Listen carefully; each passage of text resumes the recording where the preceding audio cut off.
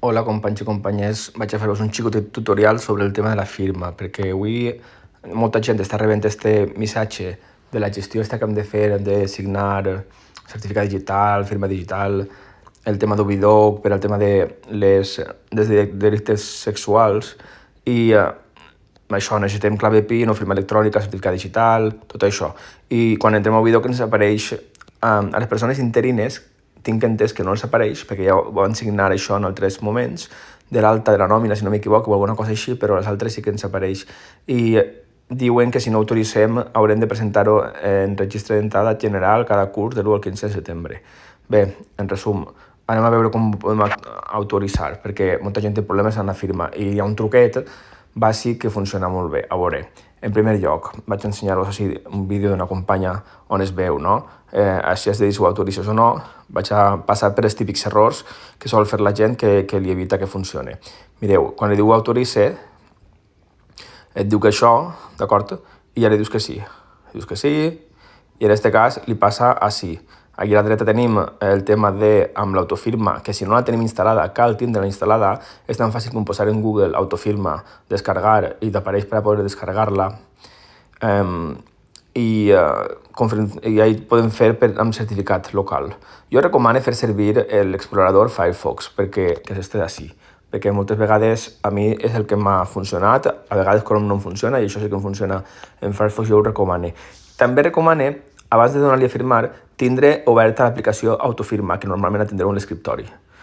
I si no, la busqueu allà en inicio, fiqueu Autofirma a buscar i vos apareixerà si és que la teniu instal·lada. I és important que estigui actualitzada. Si no vos funciona bé la firma, torneu a descarregar l'última versió. És important que estigui actualitzada. I mireu, atenció, firmar. I ara apareix això. Jo vos recomano que també marqueu d'ací, el tic, el checkbox, sempre permitir. I així ja ho tindrem sempre permitir, és com que li dona més confiança. I després obrir l'enlace i mireu què passa. Així la companya no l'he donat, però això no era la raó per la qual no li funcionava. Però ara vos ho explique. Igualment jo li donaria. A ella, si li està obrint autofirma, conec persones que no se li obre automàticament, per això jo recomano obrir-la abans de fer aquest tràmit, perquè així t'assegures que el detecta, i ara sí és com la gent es queda bloquejada. Què faig així? Ja està, em demano un certificat. Jo no el tinc instal·lat, però no m'apareix així. Drama. Per tant, molt fàcil. Si apretem així, la segona icona, n'hi ha 4. De l'esquerra cap a la dreta, la segona, la que té la fletxeta cap amunt i un requadre. Veieu? M'apareixen 4 almacens quan jo li dono això, on puc tindre instal·lada la firma. Jo normalment faig clic en el primer i ja m'apareix, de repent, pum, el detecta i així ja t'apareix la firma. Eres tal persona del certificat digital? Sí, fas clic en la firma. De vegades apareixen moltes, depèn de quantes tingues instal·lades en el teu ordinador.